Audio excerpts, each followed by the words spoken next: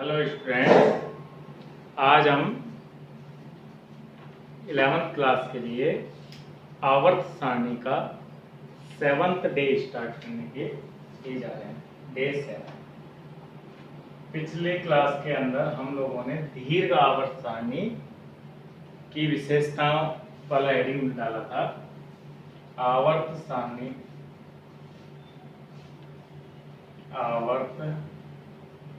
सारणी के दीर्घ रूप की विशेषता, ये वाला हमारा टॉपिक था। तो देखिए, पहली विशेषता तो क्या है, इस आवर्त सारणी में 18 वर्ग होते हैं, जिन्हें एक, दो, तीन, चार डैश के द्वारा प्रदर्शित किया जाता है। दूसरी विशेषता है, इस आवर्त सारणी में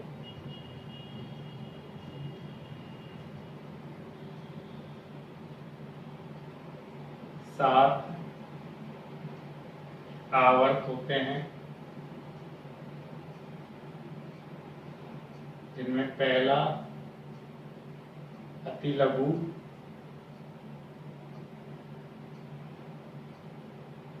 दो एंड तीन लघु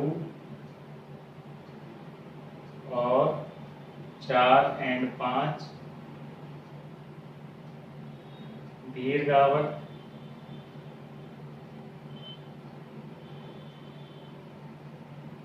और छठा आवर्त अति दीर्घ।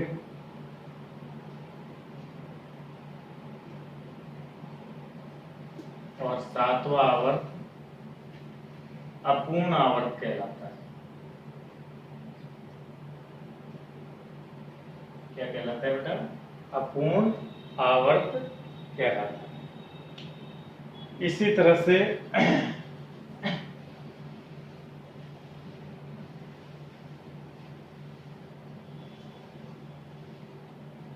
अब अपन बात कर लेते हैं दीर्घ आवर्त की, अपूर्ण दीर्घ आवर्त की। ये तो विशेषता होगी। अब प्रारूप क्या है? इस आवर्त सारणी में धातु और धातु को अलग कर दिया गया है, ये भी एक और अच्छी विशेषता है। दीर्घ आवर्त सारणी का प्रारूप। तो मैंने कहा था इस तरह से अपन ये पहला आवर्त, ये दूसरा आवर्त, तीसरा, चौथा, पांचवा, छठा और सातवां। कितने आवर्त है? 7। एक वर्ग और दूसरा वर्ग मैं यहाँ से स्टार्ट कर रहा हूँ, क्योंकि उसमें पहले आवर्त में दूसरे वर्ग में कोई तत्व नहीं। तो दूसरा, तो ये तो इसका आवर्त सारणी का कौन सा भाग हो गया?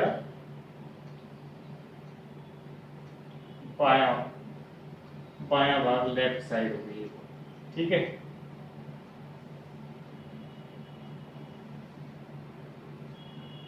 दूसरा, अब तीसरे, ये दो आवर्त बड़े आवर्त होते हैं। फिर उसके बाद अब तीसरा, यहाँ से तीसरा वर्ग यहाँ से, यानी दूसरे और तीसरे आवर्त में और तीसरे वर्ग में कोई तत्व नहीं है, इसलिए तीसरे वर्ग को मैं यहाँ से स्टार्ट कर रहा हूँ। चौथा आवर्त, चौथा, पांचवा, छठा, सातवां, ये आवर्त है। तो तीसरा वर्ग तो यहाँ पे आएगा, चौथा वर्ग,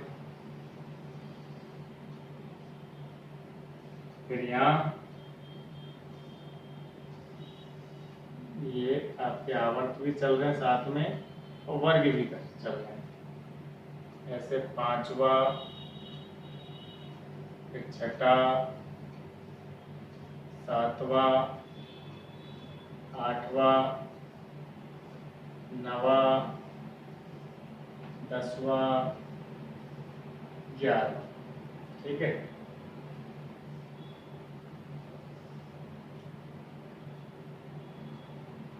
और 12 भी यही, 12। अब 13 से फिर यहीं से चलेंगे, 13, 14, 15, 16, 17।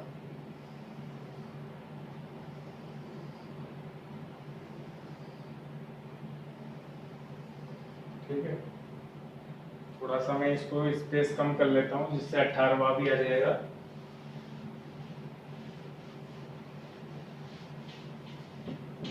तो देखिए,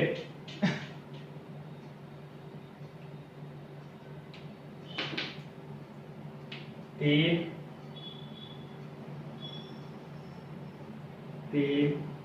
4, 5, 6, 7, 8, 9, 10, 11, 12। 12 वर्ग यहाँ से आएगा। 3, 4, 5, 6, 7, 8, 9, 10, 11 और 12। फिर 13वें वर्ग से वापस दूसरे वर्ग के पैरेलल बनाना है। 13, 14, 15, 16, 17 और ये लास्ट 18। हो गया पूरे। अब ये तो आवर्त हो गए।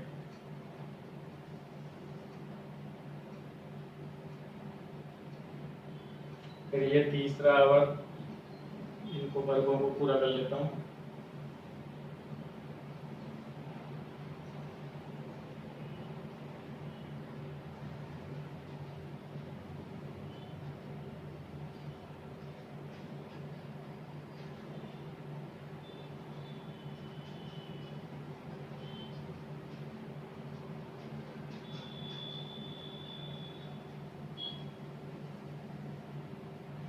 ये आपके पहला आवर्त जिसमें 18वें वर्ग में भी तत्व है। दूसरे आवर्त में 1, 2, 3, 4, 5, 6, 7, 8 तत्व आएंगे। तीसरे आवर्त में 1, 2, 3, 4, 5, 6, 7, 8 तत्व आएंगे। लेकिन चौथे आवर्त में 18 आएंगे। देखो, 1, 2, 3, 4, 5, 6, 7, 8, 9, 10, 11, 12, 13, 14, 15, 16, 17, 18। इसलिए पहले में 2 जा रहे हैं, इसलिए ये हो गया अति लघु आवर्त। दूसरे और तीसरे में 18, 8 आ रहे हैं, इसलिए ये हो गया अति लघु आवर्त। सॉरी। और चौथे 5वें में 18 तत्व आ रहे हैं, इसलिए ये हो गया दीर्घ आवर्त। और छठे के अंदर सबसे ज्यादा तत्व आएंगे 32। अब तुम कहोगे साहब छठे के अंदर भी तो 18 है, तो यहाँ से 14 तत्व, यहाँ के बीच में 14 तत्व नीचे और रखे गए हैं, जिनको हम बोल सकते हैं लेंथिनाइड तत्व। वो अलग से आवर्त सारणी में। तो अब ये तो एक आवर्त सारणी का प्रारूप है, जिसमें आपको मैं आवर्त की तरह या वर्ग की तरह तत्व लिखा दे सकता हूँ। तो आप वर्ग की तरह याद रखोगे तो ज्यादा सही है। जैसे पहले वर्ग के तत्व है hydrogen, lithium, sodium, potassium, rubidium, caesium, francium. ऐसे याद रख सकते हो आप। हमारे लिए ना करो रब से फरियाद, हमारे लिए ना करो रब से फरियाद, ऐसे याद हो जाएगा पहला वर्ग। दूसरे वर्ग में आ जाते हैं हम। Beryllium, magnesium, calcium, strontium, barium, radium. वैसे तो आप देखो तत्वों के नाम ही याद रखो तो बहुत अच्छा रहेगा, क्योंकि फिर आप जो ट्रिक याद करते हो तो फिर एक्चुअल में तत्व का नाम क्या है ये भूल जाते हो। इसलिए मैं ये कहूंगा आप तत्व को ही याद रखें, लेकिन फिर भी मैं ट्रिक बता देता हूँ। बेटा मांगे कन्या सुंदर बाप रोए, या फिर बेटा मांगे कार स्कूटर बाप रोए। बाप तो रोएगा, बेटा स्कूटर मांगेगा तो। फिर दूसरे में आ जाता है स्कैंडियम, इट्रियम, लैंथेनम और एक्टिनम। ठीक है, ये स्कूटर यामा लाएसी, स्कूटर यामा लाएसी, ऐसे याद रख सकते हो इसको। टाइटेनियम, वेनेडियम, निम्बेनियम, और यहाँ फिर अपूर्ण आवर्त है तो IUPAC के अकॉर्डिंग फिर तत्व आएंगे। क्रोमियम, इनकी ट्रिक बना लेना, ये छोटे छोटे हैं। मैंगनीज, क्रोमियम, मोनेब्लेडिनम और टंगस्टन। मैंगनीज, टेक्सेनियम, lithium Re, Fe, Ru, OS osmium, और कोबाल्ट, रोहेडियम और इरिडियम। निकेल, पैलेडियम और प्लेटिनम। 10वें में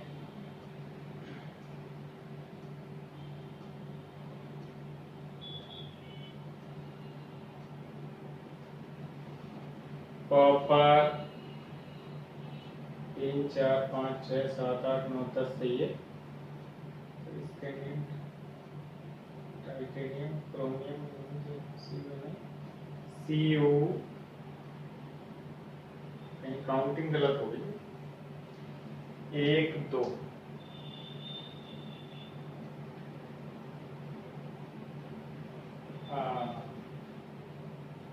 वेनेडियम वाली लाइन, यहाँ वेनेडियम आएगा, यहाँ से गलत हो गई।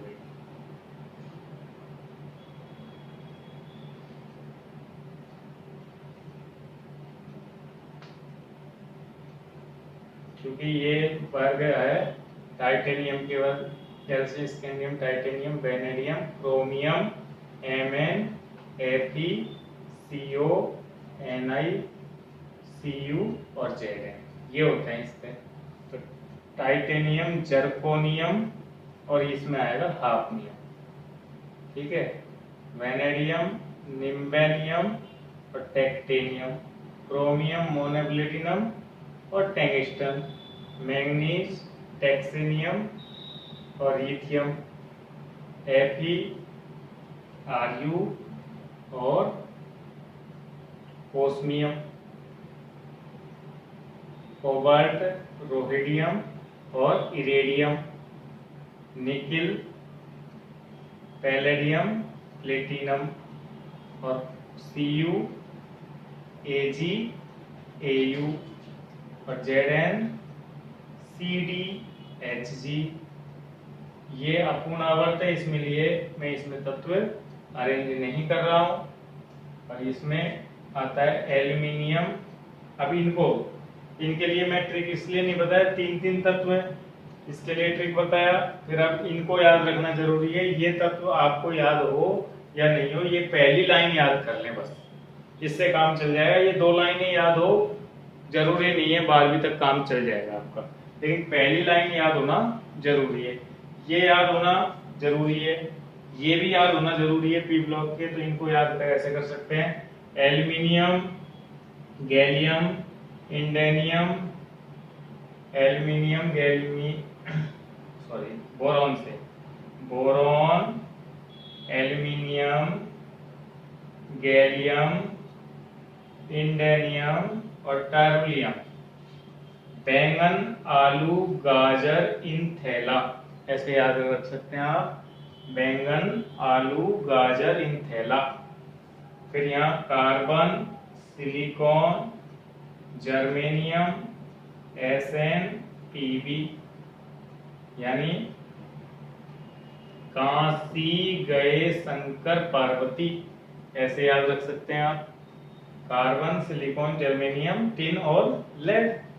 फिर नाइट्रोजन, फास्फोरस, आर्सेनिक, एंटीमनी और बिस्मिथ, इनको ऐसे याद रख सकते हैं। नाइट्रोजन यानी न्यूजीलैंड, पाकिस्तान, ऑस्ट्रेलिया सब बिकेंगे।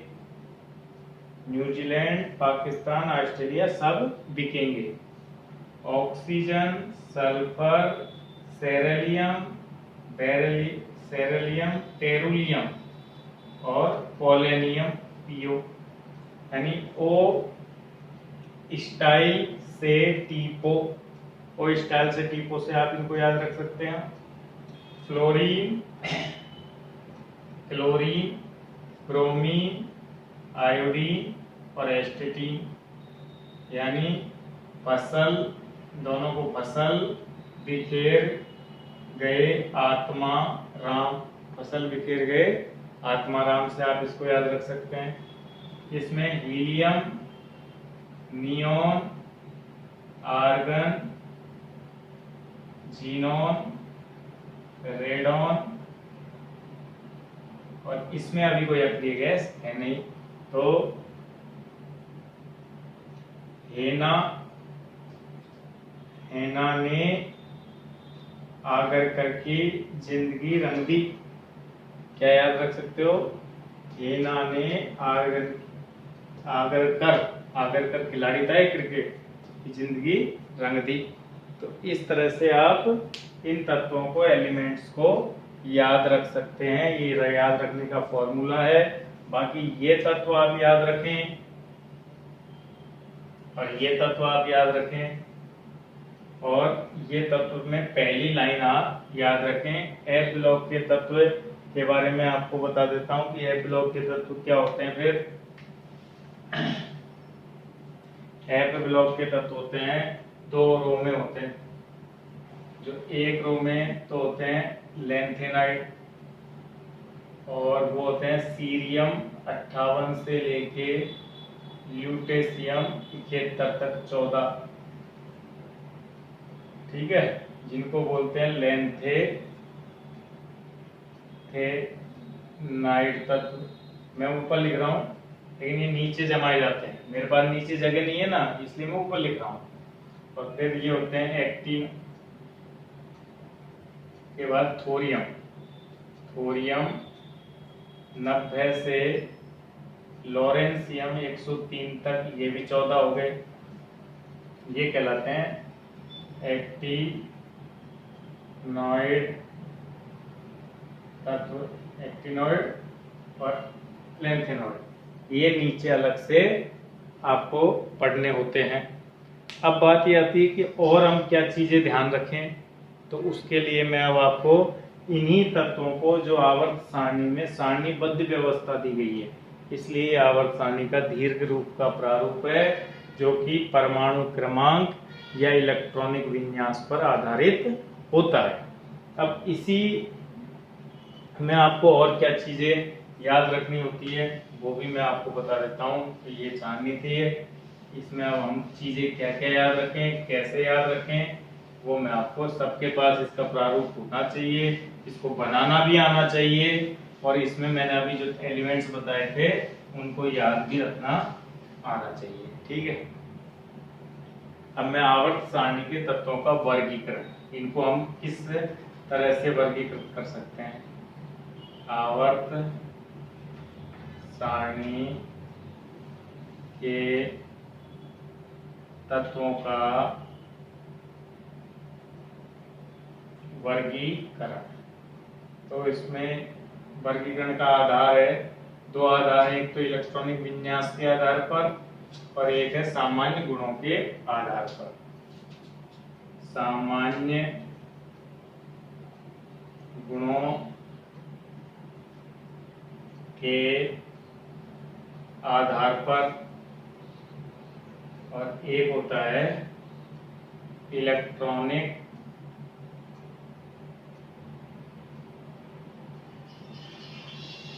विन्यास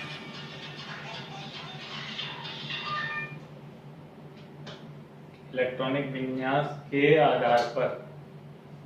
किसका है?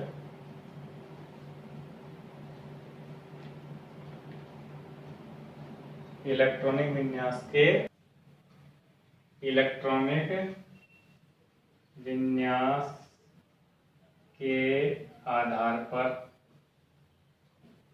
तो अभी हम पहला लिख देते हैं, सामान्य गुणों के आधार पर तत्वों को कितने वर्गों में क्लासिफाई किया गया है। तो दो आधार पे पढ़ना है, वैसे ये दिमाग में रखना कि हमको दो आधार पे पढ़ना है। अब पहला है सामान्य गुणों के आधार पे, तो इसमें पहले तत्व है अक्रिय गैस तत्व।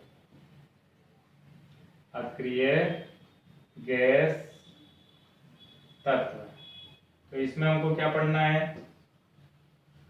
वे सभी तत्व जो कि अन्य किसी तत्व के साथ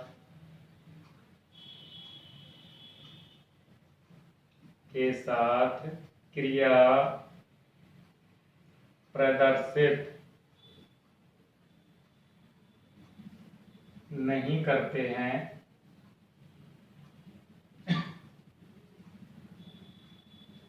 अक्रिय गैस तत्व कहलाते हैं।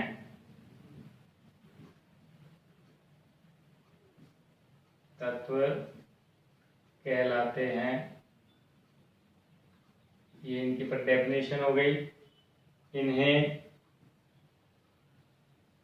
ये नोबल गैस तत्व भी बोलते हैं, इनका ये वर्ड भी फेमस है, नोबल गैस तत्व। एक नाम और है उत्कृष्ट गैस तत्व। इन्हें अक्रिय गैस तत्व कहते हैं। इन्हें आवर्त सारणी के कहाँ रखा गया है? इन्हें आवर्त सारणी के 18वें वर्ग में रखा गया है।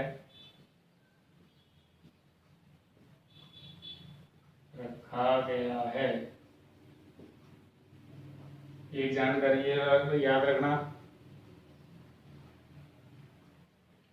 इनके बाह्यतम कोश का विन्यास पूर्णपूरित यानी NH2 NP6, पूर्णपूरित का मतलब है पी कोश पूरा भरा हुआ, NH2 NP6 होता है, यानी पूरा भरा हुआ विन्यास इनको मानते हैं हम।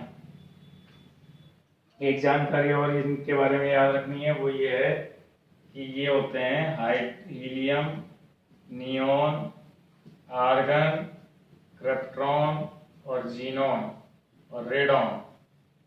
कुल तत्वों की संख्या है, कुल तत्व होते हैं 6, 3 और 3 6 अभी तक। तो ये हो गया अक्रिय गैस तत्वों के बारे में जो आपको चीजें ध्यान रखनी है।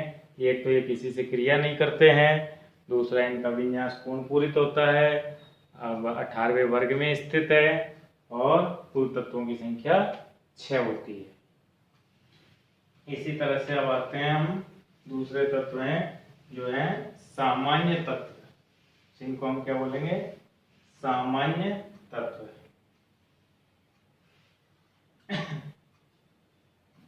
सामान्य तत्व के बारे में हम ये रखेंगे, वे तत्व जिनका बाह्यतम कोश अपूर्ण भरा हो पूर्ण नहीं भरा हो, अपूर्ण हो, यानी NS में 1 से 2 इलेक्ट्रॉन हो और NP में 1 से 6 के 6 की जगह 5, क्योंकि 6 होते ही तो पूर्ण भर जाएगा ना। तो 1 से 2 हो या फिर 1 से 5 विन्यास हो, वो तत्व क्या कहलाएंगे? सामान्य तत्व कहलाएंगे। और ये कहाँ होते हैं? वर्ग 1 और 2, 12, 13, 14, 15, 16 और 17 में आने वाले तत्व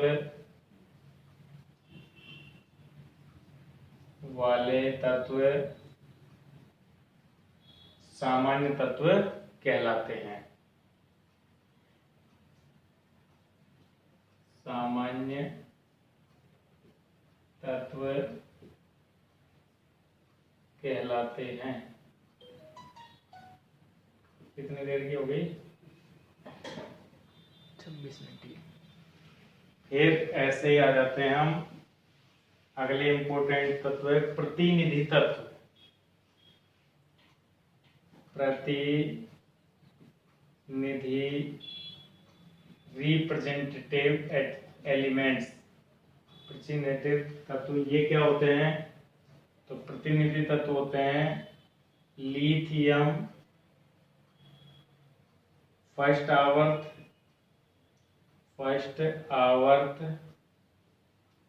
व सेकंड आवर्त के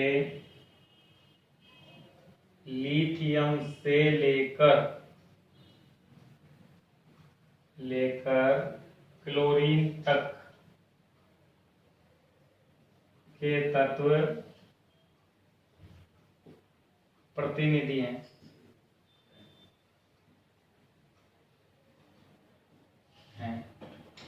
क्योंकि ये तत्व अपने वर्ग में आने वाले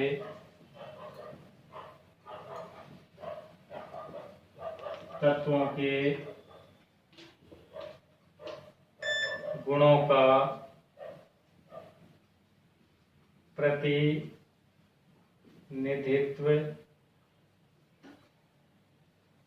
करते हैं।